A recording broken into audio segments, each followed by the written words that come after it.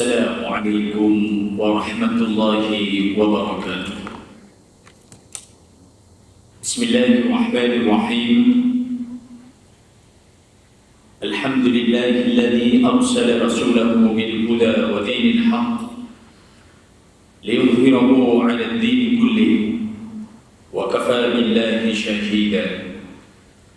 Asyhadu an la ilaha illallah وأشهد أن محمدًا عبده ورسوله فإن أصدق الحديث كتاب الله وخير الهدي هدي محمد صلى الله عليه وسلم وشر الأمور محدثاتها وكل محدثة بدعة وكل بدعة ضلالة وكل ضلالة في النار. الحديث أو كما قال رسول الله صلى الله عليه وسلم. قال الله تعالى في كتابه الكريم: أعوذ بالله من الشيطان الرجيم، بسم الله الرحمن الرحيم. يومئذ تعرضون لا تخفى منكم خافية فأما من أوتي كتابه بيمينه فيقول هاؤم اقرءوا كتابيه إني ظننت أني ملاق حسابيه فهو في عيشة راضية في جنة عالية. Sadaqallahul Azim. Fadilatul Muhtaram Tuan Imam Haji Muhammad Hanif, yang kemudian Tuan Bilal Muhammad Anis, barisan IJK Surau atau Masjid Al-Mujahidin, hadirin muslimin muslimat yang dirahmati Allah Subhanahu wa taala. Tiada kalimat yang paling manis kita ucapkan di mana ke-18 bulan Rajab yang mulia ini, melainkan bersyukur kehadirat Allah Subhanahu wa taala dengan izinnya, dengan takdirnya dan dengan rahmatnya kita diletakkan lagi oleh Allah di ruang lega masjid yang cukup indah ini. Selalu kita mendengar tidak ada tempat yang paling indah yang Allah paling sayang melainkan rumah Allah, dan tidak ada badan tubuh yang paling Allah sayangi melainkan badan tubuh itu sentiasa sayang dan beriktikaf di rumah Allah. Tidak ada doa yang paling indah melainkan doa itu mudah diterima oleh Allah apabila dilakukan atau dibaca, diangkatkan tangan melalui rumah Allah yang mulia. Dan tidak ada tempat yang paling banyak dipenuhi rahmat Allah melainkan rumah Allah Subhanahu wa taala. Bahkan kita maklum dalam konteks ayat Al-Qur'an, inna awwala baitin wudi'a lin-nas alladzi bi Bakkah mubarak. Jadi apabila disebutkan mula-mula tapak atau tempat rumah Allah Subhanahu wa taala di mana manusia duduk di dalamnya, sujud di dalamnya, melainkan Makkahul Mukarramah, sehingga sebagian pandangan dibesarkannya dunia ini oleh Allah melalui tanah yang mula-mula Allah letakkan di sana. Kenapa Allah letakkan di sana? Sebab dia adalah tempat manusia mengabdikan diri kepada Allah. Dan apabila Nabi Allah Ibrahim alaihissalam diutus oleh Allah supaya menyeru manusia ke tempat itu, kita dengar dan kita tahu dan kita saksikan hari ini betapa ramainya orang-orang yang sujud di tempat itu. Dan Allah bagi kemuliaan orang-orang yang melihat Ka'bah 20%. Dan kita tahu 120 rahmat Allah turunkan di sekitarnya, 60 Allah bagi rahmat itu kepada orang yang tawaf, 40% dibagi kepada orang yang membaca Al-Quran, berzikir, i'tikaf di dalam Masjidil Haram, 20% kepada mata yang melihat Masjidil Haram atau melihat Ka'bah Al-Musharrafah. Ini menandakan betapa hebatnya tempat sujud. Walaupun malam ini kita tidak sujud di sana, tapi masih diletakkan oleh Allah untuk beribadah di Masjid Al-Mujahidin ini. Sekali lagi kita berdoa, semoga pada tubuh tuan-tuan dengan saya, keluarganya, anak-anaknya dijadikan oleh Allah menjadi orang-orang yang sentiasa sayang dengan rumah Allah. Dan kalimat itu cukup indah. Idza ra'aitumur rajula yaqtadu masjid fashhadu lahu bil iman. Allah tidak menyebutkan bil Islam. Apabila kamu nampak seorang lelaki atau perempuan yang yaqtadu masjid, yang sayang ulang-alik ke rumah Allah, fashhadu lahu bil iman. Saksikan, kata Nabi, mereka adalah betul-betul orang yang beriman kepada Allah. Imam Abu Hanifah tempatnya di masjid, Imam Syafi'i tempatnya di masjid, Imam Malik tempatnya di masjid, Imam Ahmad tempatnya di masjid. Kita tengok perjalanan orang-orang alim al-allamah, perjalanan para sahabat, perjalanan para tabi'in, perjalanan tabi'in, tidak ada daripada mereka yang tidak sayang dengan rumah Allah Subhanahu wa ta'ala, sehingga dijadikan tolak ukur oleh Allah. Nak melihat orang itu beriman atau tidak, tengok dari posisi. Apabila mereka sayang, mereka sentiasa terpaut daripada rumah Allah, mereka adalah orang-orang yang akan diangkat derajatnya oleh Allah Subhanahu wa ta'ala. Dan ini adalah ittifaq. Ittifaq maknanya semua kesepakatan para mufassirin, para ahli hadis, dan para fuqaha dan al-mujtahidin. Hadirin yang dirahmati Allah. Ya, kalaupun kita sebagai maklum tidak berada di Masjidil Aqsa sekarang, tidak berada di Masjid An-Nabawi, tidak berada di Masjidil Haram, tapi tetap namanya adalah sama di masjid.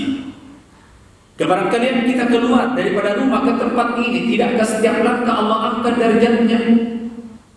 Apabila orang menuju ke rumah Allah, kebarangkalian mereka dicabut rohnya di tengah jalan, tidakkah dia termasuk mati syahid?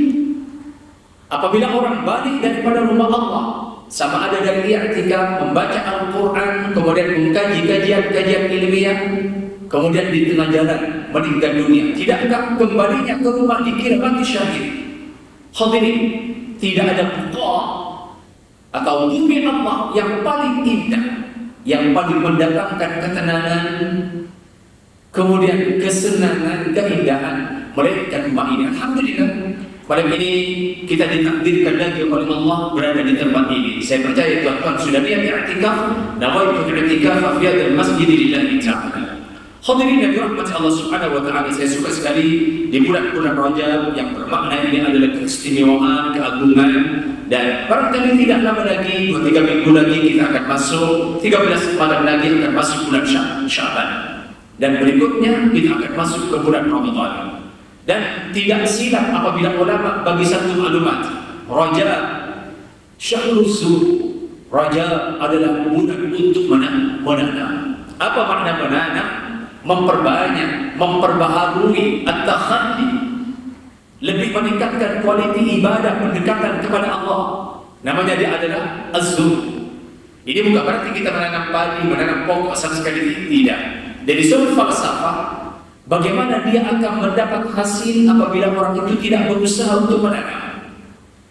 Bagaimana dia akan memetik sedangkan dia sedikit pun tidak menanam, tidak berusaha? Bagaimana tanah yang Allah bagi dapat dimanfaatkan tanpa ditanam?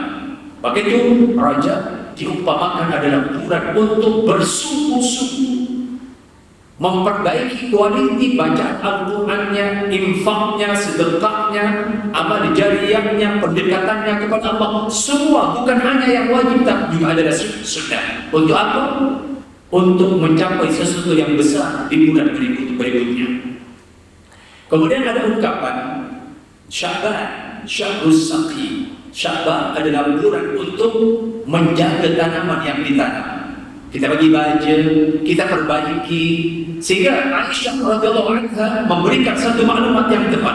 Bagaimana Nabi puasa penuh sepanjang Sya'ban. Kalaupun tidak ada arahan khas berpuasa di bulan Rajab, tapi adalah penting. Untuk apa? Berjinak-jinak memasuki bulan Sya'ban. Lalu kenapa Nabi puasa penuh di bulan Sya'ban? Kenapa tidak di Ramadan? Hadirin, ini menandakan persiapan lengkap untuk masuk dalam bulan Ramadan. Bagaimana orang akan biasa untuk masuk Sya'ban dan Ramadan tanpa membiasakan diri di bulan Rajab? Kita tidak mau menjadi insan yang namanya dia adalah Ramadhaniyun. Dia hanya akan aktif apabila masuk bulan Ramadan. Tapi insan yang baik adalah Rabbaniyun, adalah orang yang sentiasa bersifat Rabbani, at-ta'abbudiyah kepada Allah sepanjang tahun. Memang benar Lailatul Qadar di bulan Ramadan. Tapi bagaimana mungkin insan akan mendapat menggapai Lailatul Qadar yang janjinya begitu hebat daripada Allah tanpa berjinak-jinak daripada bulan Rajab? Sehingga hadirin yang dirahmati Allah Subhanahu wa taala, sebagaimana tuan-tuan tengok dalam skrin, betapa besarnya banyaknya peristiwa yang terjadi di bulan Rajab. Bukan hanya hijrah pertama orang Islam yang diarahkan oleh Nabi ke Habsyah terjadi di bulan Rajab. Bagaimana perang Tabuk umat Islam mendapat kegemilangan, peperangan yang dahsyat. Walaupun tidak seberapa jumlah orang Islam mampu mengalahkan musuh-musuh Islam yang begitu besar sekali, pun juga di bulan Rajab. Bai'atul Aqabah kedua, perjanjian setia orang Islam kepada Nabi untuk bersama Rasulullah dalam jihad, terjadi di bulan Rajab.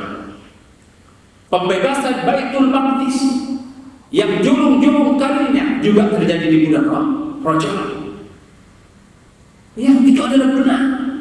Yang paling besar adalah termasuk salah satu mukjizat Rasulullah Isra wal Mi'raj Nabi besar Muhammad sallallahu alaihi wasallam.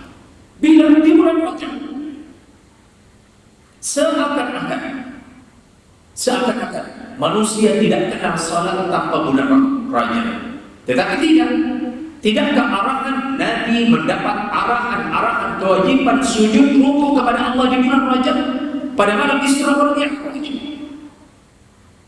Hadirin, kalau kita teliti dengan secara halus, perjalanan itu diawali dari masjid ke masjid. Sekali lagi, perjalanan panjang tidak pernah ciptaan Allah sejak zaman Nabi Adam. Boleh melintasi cakrawala, langit ke langit, langit pertama, langit kedua, langit ketiga, sampai Sidratul Muntaha.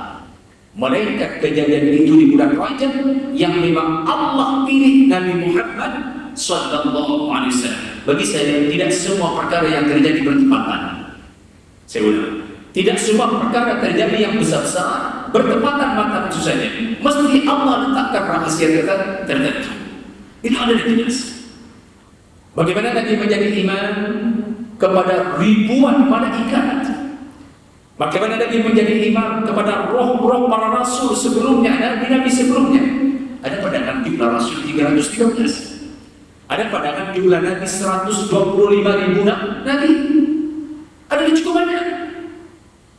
Tidakkah apabila Nabi dalam perjalanan panjang di bulan Rajab Isra wal Mi'raj, Nabi dianugerahkan menjadi imam kepada semua malaikat dan para rasul-rasul itu.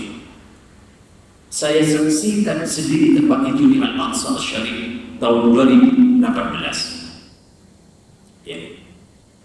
Di sebelah Dome of Rock atau Qubbatus Sakhra. Tempat itu masih menjadi saksi, di mana tampak pertama Nabi menjadi imam sujud. Bayangkan betapa mulianya makhluk-makhluk Allah di belakangnya. Kejadian itu di mana? Di bulan Rajab. Bukan hanya di langit pertama berjumpa dengan Nabi Adam, kemudian diangkat lagi berjumpa dengan Nabi Isa dan Nabi Yahya, langit kedua. Langit ketiga berjumpa lagi dengan Nabi Yusuf. Langit keempat dijumpakan dengan Nabi Idris. Langit kelima berjumpa dengan Nabi Harun. Langit keenam berjumpa dengan Nabi Musa. Akhirnya ke puncaknya berjumpa dengan Nabi Ibrahim alaihissalam yang sentiasa wajib disebut dalam sembahyang. Kalau kita berpikir sejenak, tidakkah semua rukun sembahyang itu adalah mesti ada teorinya, ada cara-caranya? Tapi kebanyakan rukun sembahyang, dia rukuk, ya rukuknya saja. Bacaan dalam rukuk adalah sunat hayat. Betul kan? I'tidalnya, bacaan dalam i'tidal sunat hayat. Duduk antara dua sujud, rukuk, bacaan dalam sujud, bacaan antara duduk dua sujud, sunat tahiyat. Tak membaca tak ada masalah, asalkan ada tumaninah. Sujud, dia adalah rukun sembahyang. Bacaan dalam sujud adalah sunat tahiyat, tak membaca tak ada masalah. Tapi dalam at-tahiyat, duduk tahiyat akhir adalah rukun, membaca tahiyat akhir adalah rukun. Jelas sekali. Membaca at-tahiyat adalah rukun. Isinya di antaranya kama shallaita ala sayyidina Ibrahim wa ala ali sayyidina Ibrahim wa barik ala sayyidina Muhammad wa ala ali sayyidina Muhammad. Wajib disebut nama siapa? Nabi Ibrahim dan Rasulullah sallallahu alaihi wasallam. Di mana Nabi berjumpa di langit yang paling tinggi. Walhal kalau tuan-tuan baca dalam kitab yang berada ada di ujung sana di Irak sana, seandainya insan, karena Ibnu Katsir mampu mencipta satu alat komunikasi yang paling cepat antara bumi dan langit pertama, hanya dapat disentuh perjalanan 500 tahun, hanya dapat ditempuh perjalanan 500 tahun. Allahu Akbar. Dari langit pertama ke langit kedua, perjumpaan dengan Nabi Isa dan Nabi Yahya hanya dapat ditempuh perjalanan 500 tahun. Ya, sedangkan kita saja masuk 40, 50 dan macam-macam penyakit, kencing manis, sakit lutut, macam-macam. Bagaimana akan ke tahap itu? Mustahil. Tapi nanti dengan sekelip mata, dengan istirahat, Allah tampakkan keseluruhan perkara ghaibiyat yang memang sudah Allah takdirkan kepada Nabi. Bila peristiwa itu digunakan Raja. Saya agak tertarik ya perkara-perkara begini sebab dia ada cukup penting sekali dihayati dari beberapa sudut. Sehingga hadirin yang dirahmati Allah Subhanahu wa taala, bulan ini adalah bulan terlalu istimewa. Baru nanti masuk Ramadan disebut apa? Syahrul Hasad. Ramadan adalah bulan untuk menuai, mengambil hasil. Artinya, bagaimana dia akan mengambil hasil? Bagaimana dia akan memetik buah kalau tidak ditanam di bulan Rajab? Bagaimana pokok itu akan membesar, mengeluarkan buah yang baik apabila tidak dijaga di bulan Sya'ban? Itulah Rasulullah puasa dulu di bulan Sya'ban. Dan kenapa mesti menuai di bulan Ramadan? Jelas sekali. Sebab di bulan Ramadan Lailatul Qadri khairun min alf syahr. Jelas. Jadi itulah orang-orang alim, orang-orang sufi mengintip Lailatul Qadar bukan masuk bulan Ramadan, sejak bulan Rajab lagi. Maka itu disebut bulan ini adalah bulan At-Takhalli. At-Takhalli ini mengosongkan dari semua bentuk karat-karat kemaksiatan sepanjang tahun. Bagaimana cara mengosongkannya? Tentu dengan ibadah-ibadah tertentu. Mesti dinaikkan. Baru masuk bulan Sya'ban disebut At-Tahalli. Apabila sudah kosong dari kotoran, baru kita bagi mikap lebih daripada itu sehingga Nabi puasa lebih. Masuk Ramadan At-Tajalli. At-Tajalli falamma tajalla Rabb tajalla ja'alahu dakka wa khalas sa'id. Artinya tajalli ini seakan-akan nampak Allah. Apabila kotoran dibersihkan di bulan Rajab, kemudian dimikap ditambah amalan-amalan di bulan Sya'ban, maka hati ini akan terus lebih bersinar, kosong daripada semua kotoran. Apabila hati ini sudah mendapat nur daripada Allah, masuk bulan Ramadan At-Tajalli. Itulah disebut ihsan. An ta'budallah ka'annaka tarahu, fa in lam takun tarahu fa innahu yarak. Bagaimana mungkin akan menggapai malam Lailatul Qadar tanpa usaha sebelumnya? Mustahil. Walaupun banyak hadis, carilah taharrur Lailatul Qadri fi syahrin fi al-ashr al-awakhir. Memang benar. cari di 10 terakhir bulan Ramadan, terutamanya malam-malam ganjil. Memang benar, tapi adakah semudah itu?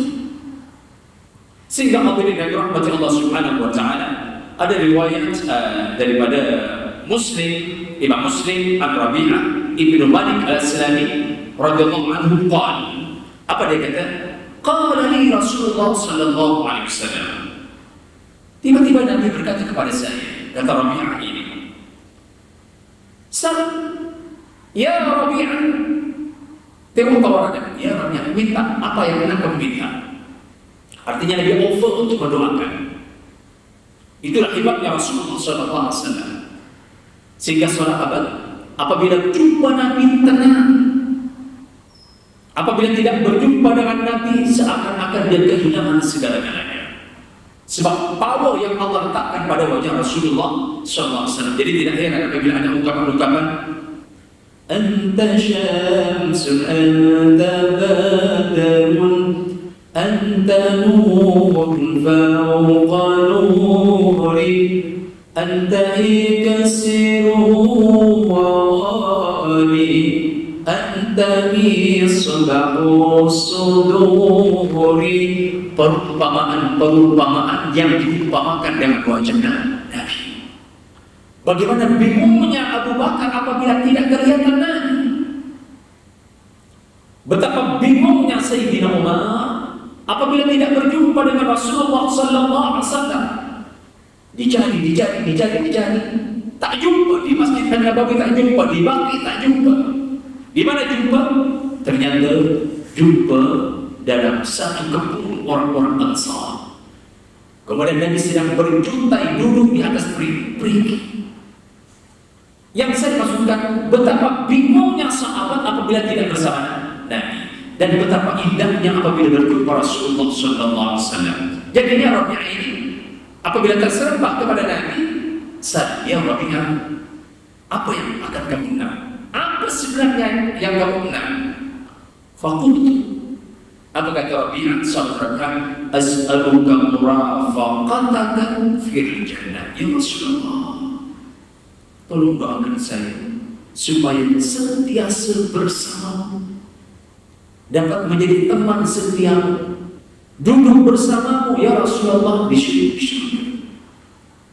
Permintaan kualiti para sahabat kepada Nabi. Dia minta doakan kepada Nabi supaya nantinya dapat bersama engkau ya Rasulullah. Dia sedang, dia level sahabat. Dia bukan Nabi, dia bukan Rasul. Tentunya secara logik, duduknya para anbiya dengan para anbiya, salihin dengan salihin, fuqaha dengan fuqaha, sufiyun dengan sufiyun, al-mursalin dengan al-mursalin. Dia sedang. Walhal sahabat yang Nabi sebutkan, ashabi kan nujum idza tadaitu ihtadaitu. Sahabat-sahabatku sebagaimana bintang. Apabila kamu ikut jejak perjalanan hidupnya, perjuangannya, ibadahnya, kamu akan menjadi orang yang mendapat petunjuk. Siapa kita dibandingkan sahabat? Kemudian apabila Rabi'ah ini minta sesuatu yang hebat kepada Nabi, apa Nabi kata? Allah ya Rabi'ah, boleh tak minta yang lain? Nah, itu. Boleh tak minta yang lain? Tapi maklum, Nabi ini adalah insan yang tak pernah mengecewakan sesiapapun yang minta. Tapi dalam konteks ini, Allah ya bolehkah minta yang lain? Qultu, apa kata dia? Wada ya Rasulullah, saya nak sangat itu. Maknanya seakan-akan Nabi didesak oleh Rabi'ah, minta ini saja, tak nak yang lain. Adakah waktu itu Rabi'ah sehat atau tak sehat? Itu bukan urusannya. Kebiasaan kita jumpa orang mendoakan supaya makan rezeki, dibagi kesehatan yang baik, doakan anak-anak saya. Kemudian ya macam-macam yang kita minta. Tak mustahil waktu itu Rabi'ah banyak masalah yang lain. Tapi Rabi'ah sahabat yang cerdik, dia minta yang paling power, yang paling berhati. Sehingga permintaannya sebagaimana tadi. Kalau ini Nabi sekali lagi tidak mengecewakan Rabi'ah. Kalau memang itu permintaannya Rabi'ah, ada cara. Fa'inni ala nafsika bi kathratis sujud. Jawaban yang cukup hebat, boleh dikongsi dengan umat sampai akhir zaman. Kalimat yang datang daripada Nabi bukan hanya untuk Rabi'ah, kepada umat seluruh anak dia boleh berbuat sebagaimana permintaan Rabi'ah kepada Nabi. Rupanya ada cara untuk bersama Rasulullah nanti di surga. Bikathratis sujud, banyakkan sujud. Hadirin yang berhormat Allah Subhanahu wa taala. Ini adalah peluang yang paling indah. Peluang yang paling luar biasa. Pemberian ini bukan hanya kepada para sahabat, tapi kepada saya dengan puan-puan dan tuan-tuan. Walau apapun statusnya, alaika bi kathratis sujud, hendaklah kamu banyak sujud. Sehingga dalam konteks ini, hadirin yang dirahmati Allah Subhanahu wa taala, bagaimana caranya banyak? Sehingga dalam konteks hadis Nabi menyebutkan, tengok ini, man shalla fi yaumin wa lailatin 12 rak'ah siwal maktubah banallahu lahu baitan fil jannah. Tengok kedudukan hadis. Rawahu al-jamaah an Ummi Habibah binti Abi Sufyan. Jamaah di sini ada Bukhari, Muslim, At-Tirmidzi, An-Nasa'i. Hadis ini sahih. Apa yang disebut? Sesiapa sembahyang fi yaumin wa lailah sepanjang 24 jam 12 rakaat saja. Tak banyak Allah minta, tak banyak Nabi minta. 12 rakaat saja. Ghairul maktubah, selain sembahyang fardu. Banallahu lahu baitan fil jannah. Allah akan bina bingkai terbesar, tercantik di mana di surga Allah Subhanahu wa taala. 12 rakaat saja. Tidakkah ini tawaran yang cukup hebat? Kenapa mesti disia-siakan? Sehingga di sana kita kira mana yang dimaksudkan 12 rakaat ini? Sebab di sana ada sunnah yang tidak terikat dengan sembahyang fardu. Ada salat yang terikat dengan sembahyang fardu. Artinya yang mengiringi salat fardu. Yang tentunya di antara salat-salat ini barangkali kita boleh tengok sendiri ada sembahyang cukup banyak. Dan kalau kita teliti di antara ibadah-ibadah ini dari rukun Islam yang paling banyak diulang-ulang di adalah sembahyang. Kebarangkalian haji yang mungkin hanya umrah saja yang hampir sama dengan ibadah haji. Sedekah, katakan yang wajib dia adalah zakat. Yang sunat dia barangkali sedekah, infak dan sebagainya. Tapi kalau tengok sembahyang bermacam ragam Allah bagi peluang. Sehingga ada sembahyang yang mengiringi salat fardu, ada sembahyang yang terpencil dari salat fardu, dari banyaknya rukun sujud.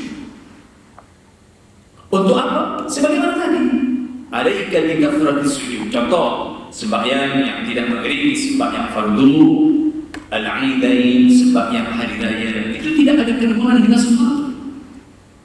Salatul istisqa, sembahyang minta hujan. Dengar. Salatul kusuf, sembahyang gerhana matahari. Salatul khusuf, sembahyang gerhana bulan. Salatul duha, sembahyang duha. Salatul witir, salatul witir. Salatul hajah, sembahyang hajat. Sembahyang tasbih, sembahyang syukur antara wudu, sembahyang al-awwabin antara maghrib dengan isya. Banyak, terlalu banyak. Allah bagi offer. Ada sembahyang sunnah mutlak, ada sembahyang tahiyatul masjid. Banyak. Berapa jumlah itu? Yang Nabi minta 12 rakaat saja. Oke, kira. Ayat 12 rakaat ini ada muakkad, ada ghairu muakkad. Artinya di sini kalau tengok bahasan yang ilmiah, di sini ada beberapa istilah itu. Kalau as-sunnah As-sunnah ini ada sunnah, ada mandub. Kalau sunnah allati wadhaba biha Rasulullah, sembahyang ini Rasulullah tak tinggal, itu namanya sunnah. Nabi sentiasa melaksanakannya, itu kata Aisyah. Tapi kalau yang mandub, kadang-kadang Nabi buat, kadang-kadang tak buat. Contoh, kita tengok ini, mencukupi 12 rakaat yang Nabi tekankan tadi dalam sembahyang rawatib sudah cukup. Oke, kita kira raka'atan qabla salatil fajr. Ini kepuncaknya. Ini yang paling tinggi nilai sembahyang sunnah ini. Sehingga disebutkan di sini raka'atan fajr khairun minad dunya wa ma fiha wa ma akadus sunnah. Sembahyang 2 rakaat sebelum fajar lebih baik daripada dunia dan isinya. Artinya, seandainya seluruh damat sara ini dimiliki oleh kita seorang, kemudian disedekahkan kepada orang lain, tentang lebih baik, lebih tinggi nilainya sembahyang sunnah 2 rakaat sebelum fajar. Seandainya seluruh selama kita yang punya, kemudian disedekahkan kepada orang, sembahyang 2 rakaat sebelum fajar tetap lebih baik daripada itu semua. Bahkan khairun minad dunya wa ma fiha. Seandainya seluruh dunia kita yang punya semua, harta intan, pendidikannya, pembinaannya, semua pokoknya, tetap sembahyang 2 rakaat sebelum subuh lebih berharga di sisi Allah daripada yang lain. Sehingga dikatakan akadus sunnah, sembahyang sunnah yang paling tinggi nilainya. Dan kalau kita teliti dengan ilmu syarah, tengok ini pada ulama, qala la yajuz an yu'addihima qa'idan rakiban. Manakala sembahyang sunnah, kalau perlu kita sehat, kita boleh buat dulu. Sembahyang tarawih, sembahyang sunat sebelum maghrib, selepas maghrib, boleh, sah. Tapi kalau sembahyang wajib, selagi kita mampu berdiri, wajib berdiri. Tetapi dari hebatnya sembahyang sunat 2 rakaat sebelum subuh, padahal mazhab Imam Abu Hanifah mengatakan selagi dia siang tak boleh buat dulu. Dari hebatnya sembahyang ini. Bahkan hadirin, wala yuqda syai'un minas sunani siwal fajri. Tidak ada sembahyang sunat yang boleh diqadha, tak boleh, melainkan 2 saja. Itu pun yang satu berbeza pendapat, tapi yang ini memang mutlak. Sembahyang sunat 2 rakaat sebelum fajar, kalau kita terlambat, boleh diqadha. Sampai bila masanya? Sampai sebelum masuk zuhur. Dari hebatnya sembahyang ini. Bolehkah buat selepas salat? Tak boleh. Melainkan berada di Mekah. Kalau kita berada di Mekah, lepas sujud, lepas subuh, bebas nak sembahyang apa saja. Sebanyak-banyak sembahyang tak ada masalah. Di Madinah tak boleh. Hadal ittifaq. Kalaupun di Madinah termasuk tanah haram, di Mekah tanah haram, tapi hanya di Mekah saja. Itu namanya khususiyat. Jadi katakan sekarang kita terlambat subuh, walaupun kita biasa lebih awal, mungkin ada sebab tertentu demam atau terlambat macam mana. Tiba-tiba bila sudah qamat, ingat dalam konteks apabila bila qamat, tak boleh sesiapapun sembahyang semua bentuk sembahyang apabila sudah qamat. Sebab kita mesti mengutamakan solat jamaah. Confirm tak boleh. Tetapi apabila terlambat sembahyang sunat fajar, Allah bagi ruang seluas-luasnya. Dari hebatnya sembahyang sunat 2 rakaat sebelum subuh. Jelas sekali itu dari semua pendapat mazhab. Okey, itu baru 2. Yang lain macam mana? Tengok ini. Ada satu pandangan yang lain. Bolehkah sembahyang sunat sebelum zuhur 4 rakaat 1 salam? Selepas zuhur 4 rakaat sebelum 1 salam. Apa hebatnya sembahyang ini? Memang yang 2 rakaat termasuk muakkad. 2 rakaat selepasnya muakkad. Kalau 4 macam mana? Tengok dalam konteks hadis.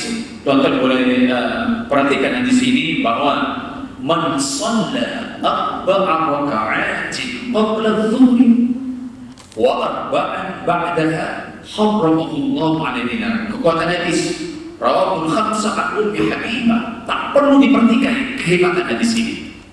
kesolehan. Apa yang disebut? Sesiapa sembahyang 4 rakaat sebelum zuhur, 4 rakaat selepas zuhur, Allah harapkan jasad ini untuk ditentu oleh api neraka. Allahu Akbar. Kenapa mesti disia-siakan? Nabi hanya minta 12 rakaat hadis yang pertama.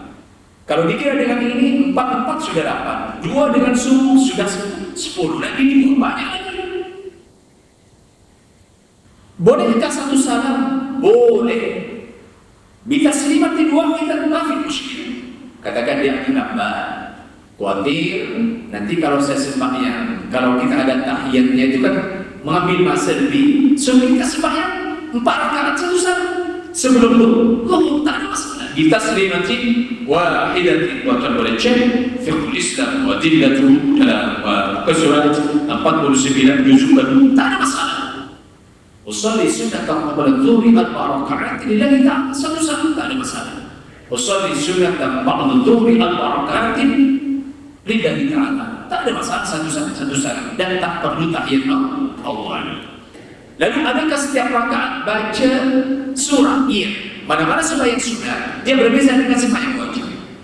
Harus sembahyang wajib 4 rakaat, 2 rakaat pertama dia ada Fatihah dengan qiraat. Tapi mana-mana sembahyang sunnah kalau yang 4 rakaat tasbih disertakan, atau sembahyang tarawih 4 rakaat langsung, mesti setiap rakaat dia ada Fatihah dan ada qiraat. Hadirin, keterbatasan masa yang ada, jadi insyaallah kita akan sambung dari semasa. Semoga kita dapat menikmati sedikit maklumat ini yang sangat penting kita amalkan. Juga anak-anak kita, ya semoga Allah memberkati kita semua dan semoga kita dibagi kesehatan yang baik masuk bulan Ramadan yang terindah untuk memenuhi panggilan yang teragung dan kita menjadi hamba Allah yang terbaik. Assalamualaikum warahmatullahi wabarakatuh.